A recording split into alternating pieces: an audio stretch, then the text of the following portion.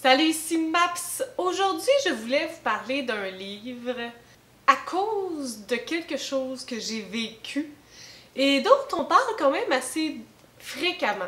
J'ai décidé de merger ça, de mettre tout ça ensemble et de faire une critique du livre, mais en même temps de faire une capsule en toute intimité avec Maps. Et on va aborder deux sujets. Le premier sujet étant est-ce qu'on peut ou est-ce qu'on devrait ou comment on devrait ne pas terminer un livre, donc le sujet ne pas terminer un livre. Et le deuxième sujet, ça va être est-ce qu'on devrait parler de nos mauvaises lectures. Et je vais faire ça en compagnie de ce livre Demain à l'aube de Célia Celica, qui est un livre que j'ai pris de quelqu'un qui date de 1994. Donc, c'est pas un nouveau livre. Parlons en premier de ne pas terminer un livre. Ce livre-là, je l'ai commencé. C'est l'histoire de Jacinthe, qui est comme une Aurore, l'enfant martyr, si vous connaissez la vraie histoire. Cet enfant-là qui était brutalisé par sa belle-mère, je crois, dans l'histoire d'Aurore. Ici, elle est brutalisée par sa mère, mais ça s'arrête pas là. Tout au long de sa vie, il y arrive des situations de merde. Donc, être brutalisée par sa mère lorsqu'elle était jeune, au point d'être en danger de mort, là. Une personne qui a essayé de la violer, une personne qui a essayé de la kidnapper, du bullying par rapport à elle lorsqu'elle est plus vieille, autant que lorsqu'elle est enfant, un mari qui est vraiment violent mentalement envers elle, comme 18 fausses couches. C'est une histoire de merde. Tout simplement, l'histoire de Jacinthe, c'est ça. Donc, dans un portrait pas tout à fait linéaire, on va suivre son histoire à elle, puis comment elle fait pour survivre à tout ça. Ça n'a pas pris 32 pages que je me suis fait la réflexion que c'est ça. Pour plusieurs raisons.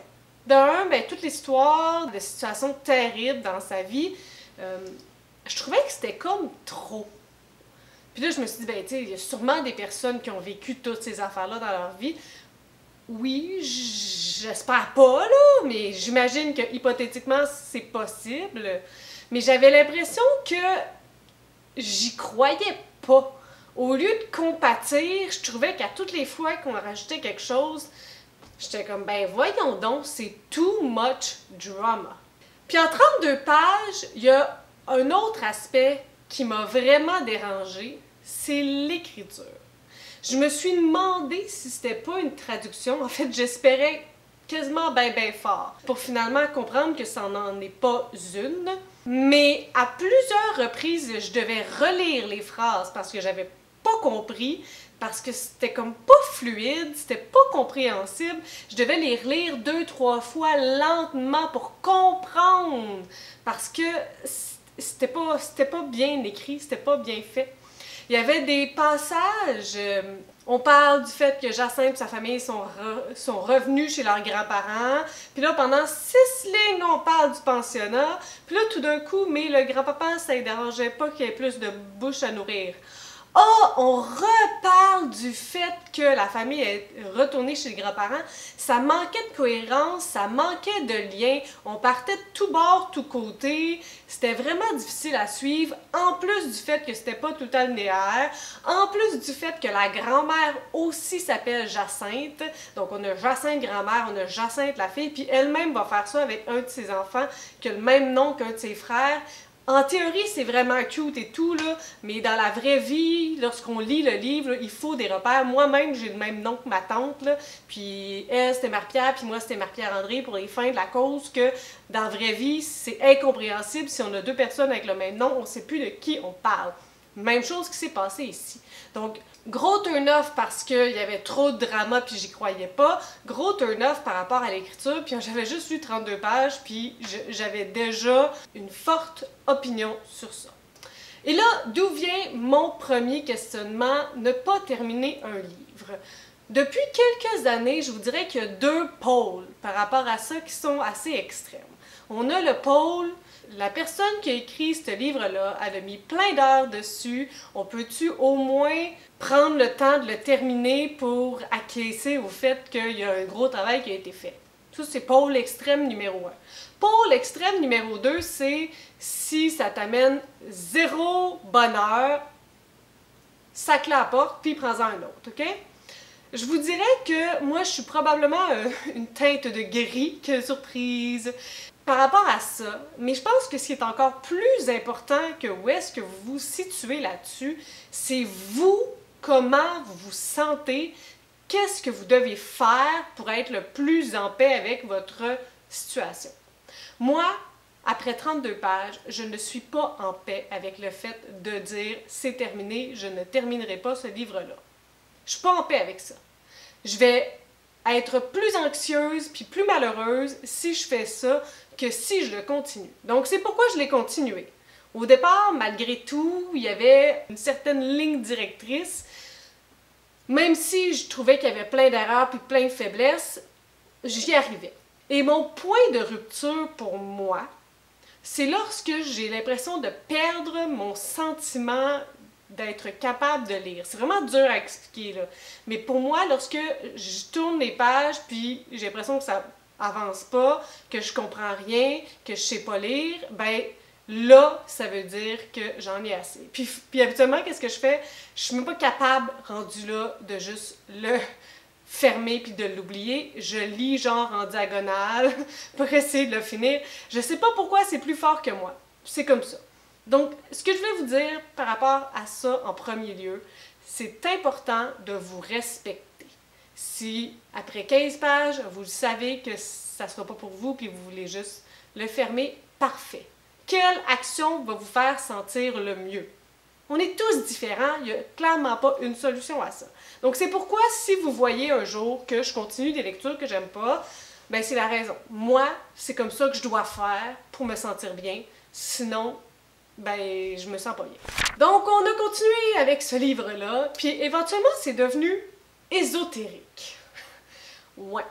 Là, c'était bizarre, parce que Jacinthe alternait entre le fait que c'était probablement le karma, qu'elle devait tout subir ça, que Dieu lui a mis des embûches sur elle pour telle raison, mais en même temps, dans le chapitre d'après, elle se disait qu'elle n'avait pas mérité tout ça, donc il y avait une genre de loop qui finissait plus de « c'est de ma faute, c'est pas de ma faute, c'est de ma faute, c'est pas de ma faute », incluant le Dieu là-dedans, puis tout l'aspect ésotérique et religieux que vous voulez.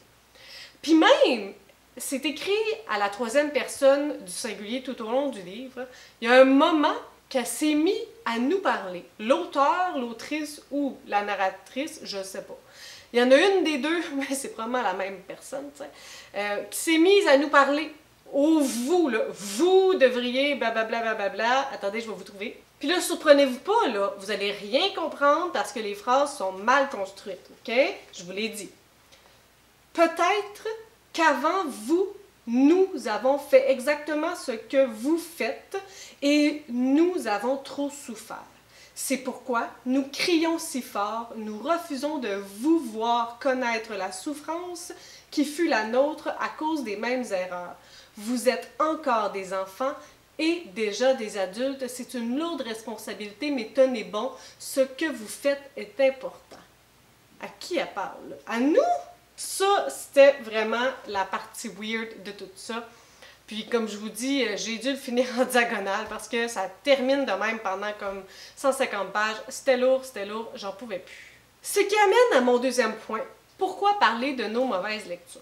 Il y a eu un genre de débat en France il y a quelques mois, je ne sais pas si ça tient encore.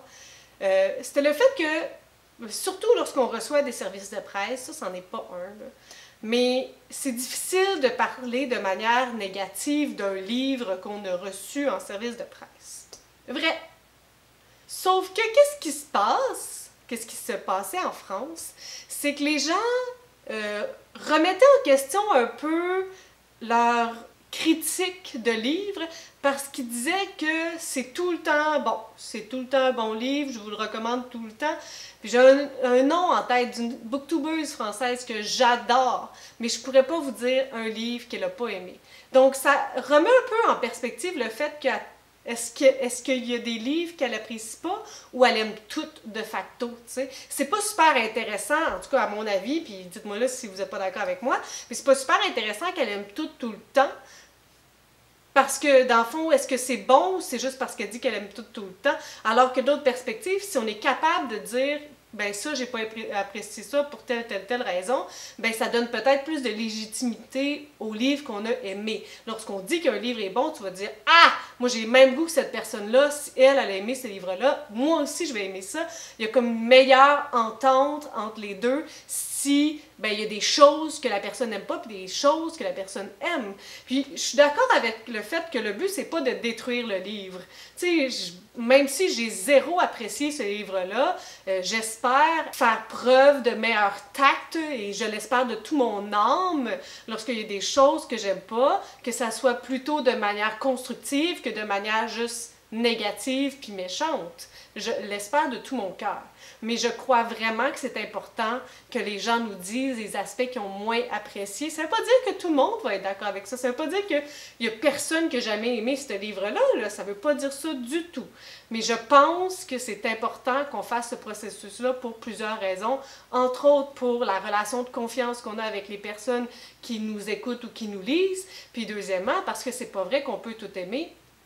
Puis troisièmement, parce que ben, il y a peut-être quelque chose de constructif à apprendre de ça. Donc, c'est ma petite discussion / critique que je voulais faire aujourd'hui avec ce livre-là. Donc, ne vous surprenez pas une prochaine fois si vous voyez sur les réseaux sociaux que je continue un livre que j'ai pas l'air d'apprécier ou que j'ai mis 1 étoile à un livre mais que je vous en parle quand même. Je pense que c'est important de parler de tout ça de manière respectueuse malgré tout. Je l'espère du plus profond de mon cœur que je suis capable de le faire.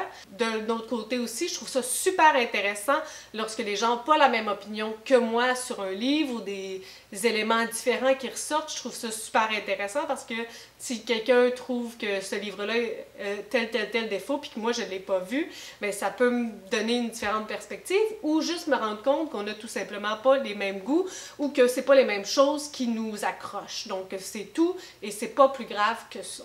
Donc, voilà, toute cette discussion si sérieuse aujourd'hui. Si vous avez aimé cette vidéo, n'hésitez pas à mettre un petit pouce ou à vous inscrire à ma chaîne. Vous pouvez écrire des commentaires en dessous de ma vidéo, des suggestions, des critiques, tout ce que vous voulez.